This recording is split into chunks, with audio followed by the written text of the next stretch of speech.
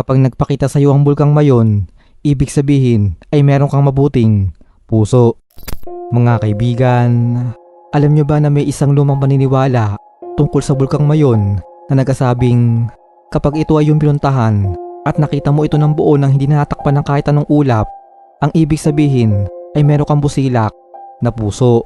Ito ay matatagpuan sa probinsya ng Albay sa Bicol at ayon sa mga lokal doon ay bibihira lang daw kasi ito magpakita ng buo niyang kabundukan dahil madalas itong natakpan ng ulap. Kaya naman kapag ito ay nasaktuhan mong nakita ng buo, ibig sabihin ikaw ay isang mabuting tao. Sa Philippine folklore, ang bulkang mayon ay ipinangalan sa isang diyosa na nagangalang Daragang Mayon at yung ulap ang nakisilbi nitong kasintahan at kabiyak ng puso na siya rin nagpoprotekta sa kanya at itiyatago siya sa mga taong hindi busilak ang kalooban.